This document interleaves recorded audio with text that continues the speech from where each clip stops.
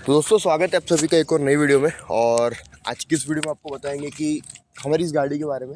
इसका नाम हमने नंदी रखा था लद्दाख के उस सफ़र के बीच में। और इसकी कुछ खासियत है जो मैं आपको बताना चाहूँगा, शेयर करना चाहूँगा। जो इसने कुछ रिकॉर्ड्स बनाए हैं और इन 1 साल 2 महीने इसको लगभग हो चुके हैं मुझे लिए। तो इसमें क्या एक्सपीरियंस था मेरा, मुझे क्या लगा, क्या कमी थी, क्या अच्छाई थी। वैसे तो कहूँगा मैक्सिमम अच्छाई ही थी इसकी, कमी तो कुछ दिखी नहीं। और जो कमी थी वो लगभग सारी बाइक्स में होती ही है, तो उसको कमी में भी नहीं गिनेंगे। क्योंकि ये बाइक जब मैंने लिया था तो इसका एक ही मेरा मोटिव था, वो था लॉन्ग ट्रिप्स। और कोई मोटिव नहीं था ये बाइक लेने का। जब मैंने और निशात ने सपना देखा लद्दाख जाने का, तो उसके बाद हमने डिसाइड किया कि रॉयल एनफील्ड लेंगे। उसके पहले मैं कोई दूसरी बाइक, सस्ती बाइक 1.5-2 लाख के अंदर की बाइक ही देख रहा था। लेकिन फिर जब लद्दाख कन्फर्म हुआ तो हमने सोचा कि क्यों ना रॉयल एनफील्ड लिया जाए। और इसमें भी मैंने हिमालयन वगैरह चूज़ नहीं किया। इसका रीज़न यही था क्योंकि वो बहुत ही फिर वो ऑफ रोडिंग बाइक्स हो जाती हैं। मुझे लॉन्ग ड्राइव के लिए चाहिए थी, पर एक अच्छी क्लासिक लुक भी चाहिए था। और जब हम लोग घूमने जाए तो लगे कि भाई ठीक है, लोग यही बाइक से आ रहे हैं। हिमालयन कैसा नॉर्मल जगह पर चलाने के लिए उतना मज़ा नहीं आता, वो फील नहीं आता कि घूमने गए। फिर लगता है कि बहुत आराम से जा रहे हैं। उतना आराम भी नहीं चाहिए था और एकदम कम भी आराम नहीं चाहिए था। तो फिर हमने ये बाइक चूज़ किया, जिसको भी 1 साल 2 महीने लगभग हो चुके हैं। पिछले सितंबर में मैंने इसको लिया था। तो भाई ये देखो, सामने से कुछ ऐसा लुक आता है। और इतनी सारी जो लाइट्स आप देख रहे हो उसमें लगी हुई, ये मैंने इसलिए लगाया था क्योंकि इसकी जो स्टॉक लाइट है वो लद्दाख में आपको सिर्फ 2% काम आएंगी। और बहुत ही कम हो जाती है वहाँ पर लाइट, क्योंकि वहाँ पर स्ट्रीट लाइट्स ना के बराबर रहती है। और चिड़ियों का यहाँ पर चहकाना चालू है बिल्कुल तेज़ ज़ोरों शोरों से। बाकी मुझे इस गाड़ी में इतनी कोई प्रॉब्लम्स आई, लेकिन कुछ चेंजेस जो यहाँ पे हुए लद्दाख से आने के बाद वो थे। एक ये पूरा घिस गया है ये, और ये देख पूरा एकदम ढीला हो चुका है, आप देख सकते हैं ये। तो ये एक प्रॉब्लम हुई पूरा ये। अब ये इसको चेंज कराना पड़ेगा, लेकिन वो फालतू खर्चा है, तो जब तक चल रहा है चलने दो, ये सोचा गया है।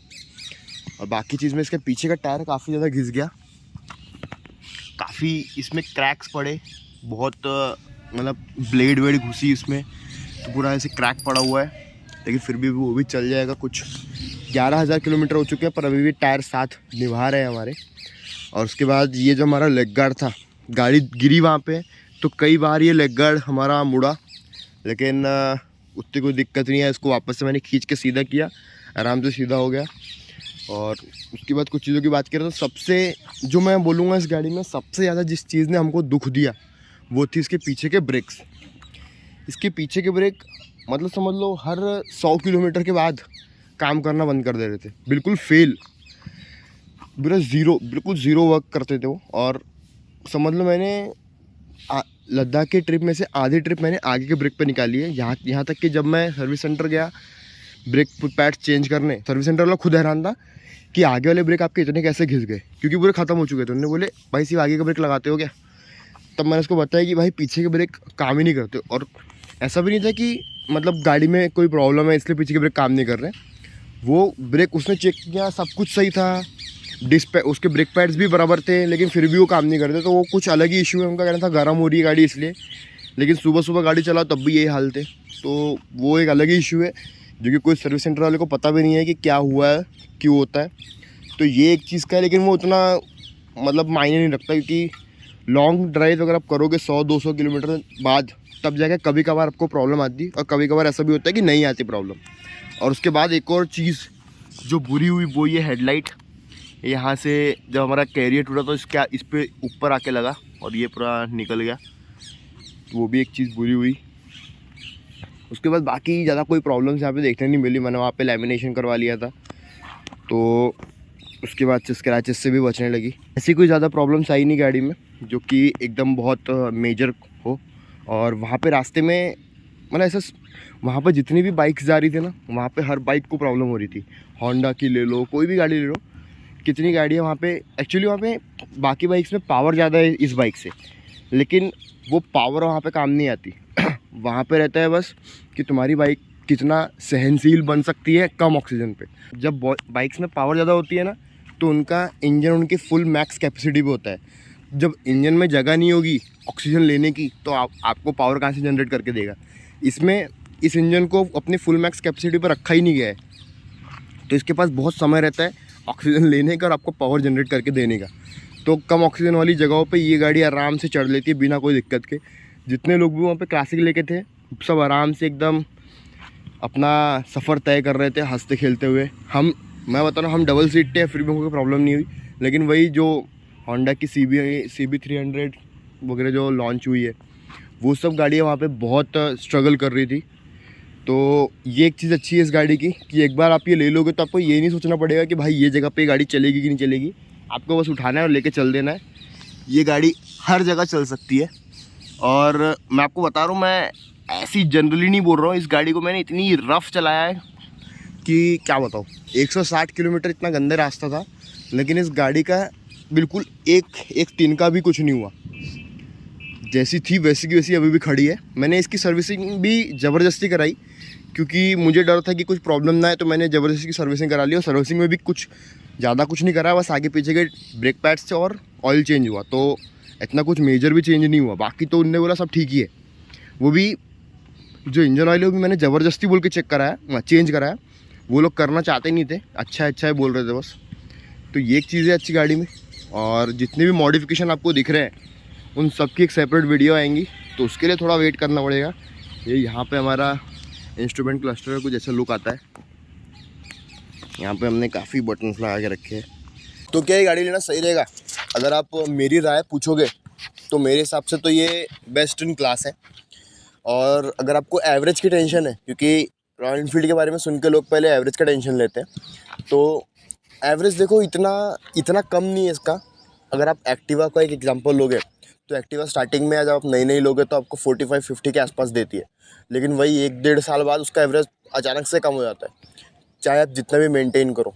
तो ये भी आपको नॉर्मल सिटीज़ में 35-40 तक का तो आपको 40 तक तो मतलब बहुत रेयरली जाती है, पर चली भी जाती है, कभी कभार चली भी जाती है। तो 35-40 आप इसका पकड़ के चलो, बस 30 के नीचे कभी नहीं आती। ये एक इसका मतलब अच्छा है। एक एक्टिवा के कंपैरिजन में आपको ये रहना पूरा आएगा, क्योंकि ये एक्टिवा से ज़्यादा कंफर्टेबल है। जैसे कि आपको पता है कि एक्टिव मोपेड्स पे घुटनों की प्रॉब्लम जल्दी आती है इंसान को, घुटने प्लस कमर जल्दी वो होते हैं। लेकिन ये गाड़ी में कंफर्टेबल होने के कारण आपके घुटने को कोई प्रॉब्लम नहीं होगी। और इसका सीटिंग पोस्चर अब ऐसा कर दिया गया है कि आपकी कमर को भी कोई प्रॉब्लम नहीं होगी। और दूसरी चीज़ क्या की गई है, जब इसका पुराना जो मॉडल्स थे, अब जिसको शौक है बुलेट का उनको सारे मॉडल्स पसंद है, पर मैं कैसा शौकीन नहीं हूँ। मुझे ये गाड़ी पर्सनली पसंद आई, मैं बुलेट का शौकीन नहीं हूँ। मुझे वहाँ जाना पसंद था और इसलिए मैंने ये गाड़ी चूज़ किया। और जब ये गाड़ी ले लिया तब मुझे इससे प्यार हो गया। तो उसका रीज़न यही था कि इसमें वाइब्रेशंस बिल्कुल ज़ीरो हो चुके। पिछले जितने भी मॉडल्स थे उन सब में वाइब्रेशंस थे, लेकिन ये गाड़ी लॉन्च होते इसमें वाइब्रेशन ज़ीरो। इसमें आपको USB चार्जिंग आ गया, तो मतलब इसको एक लेवल तक मॉडर्न भी बना दिया गया और उसका क्लासिक लुक भी जो है पूरा मेंटेन रखा गया। तो इस चीज़ को अगर लोगे तो कंफर्टेबल भी बहुत है। आगे वाले भी कंफर्टेबल बैठ सकता है जो राइडर है, और जो पिलियन है वो भी बहुत कंफर्टेबली यहाँ पे बैठ सकता है। जैसे कि निशाद 7000 किलोमीटर तक बैठा और आया, उसको भी कोई दिक्कत नहीं हुई। तो ये एक इसका दूसरा प्लस पॉइंट हो जाएगा।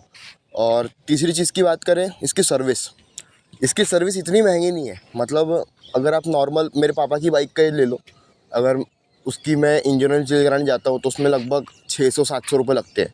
इसमें 850 रुपये लगते हैं इंजन ऑयल चेंज करने के। तो इतना कुछ फ़र्क नहीं है। एक पैशन के मुकाबले इसमें इतना कोई सर्विस में डिफरेंस नहीं आएगा। इतना महंगा सर्विस नहीं है इसका। टायर ही पकड़ लो, नॉर्मल पैशन प्रो के टायर आपको 1800-1900 में आ जाएंगे। इसका जो स्टॉक टायर जो लगा हुआ है वो आप लगाओगे तो 2300 में आ जाएगा।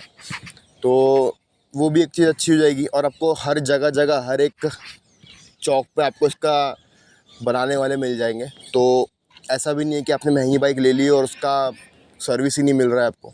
तो ये चीज़ का भी टेंशन नहीं है। एक अलग स्टैंड देती है सबसे मेन चीज़। आप एक नॉर्मल जगह पे जाओगे तो मैं कहूँगा कि बहुत सहनशील बाइक है ये, क्योंकि इतना सहा है पूरे लद्दाख के इसमें कि मुझे खुद मेरे मन में ये चल रहा था भाई अब तो गई, लेकिन उसी हालत में नागपुर तक आ गई।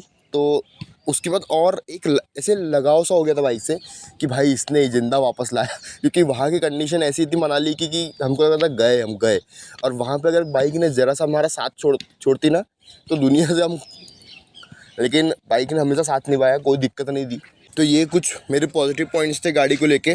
और अगर कुछ आप मुझसे पूछोगे कि नेगेटिव बताओ, तो नेगेटिव में बस वो ब्रेक्स का ही था पीछे का, जो कि पता नहीं क्यों प्रॉब्लम दिया लॉन्ग ड्राइव में। ऐसे नॉर्मल राइड्स में यहाँ पे सिटी में मुझे जब से आया हूँ मैं, तब से मुझे कोई प्रॉब्लम नहीं दिया, बस वहाँ पे ही बहुत बार प्रॉब्लम दिया था।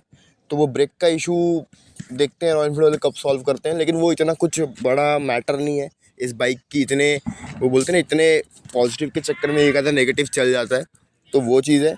और टायर तो चलेगा ही, घिसेगा ही जब 11,000 किलोमीटर चलाओगे। वैसे भी कितने राइडर्स का मैंने सुना था कि 10,000 किलोमीटर में वो टायर चेंज कर देते हैं। यहाँ मेरी गाड़ी को 12,000 होने को आ रहे हैं, लेकिन टायर अभी भी चल जाएंगे अच्छे खासे। तो ये है, अगर आप लेना चाहते हो बाइक तो मैं कहूँगा कि एक बहुत ही अच्छा सौदा है, ये बाइक आप ज़रूर ख़रीदें और ये लेके कभी आप पछताओगे नहीं।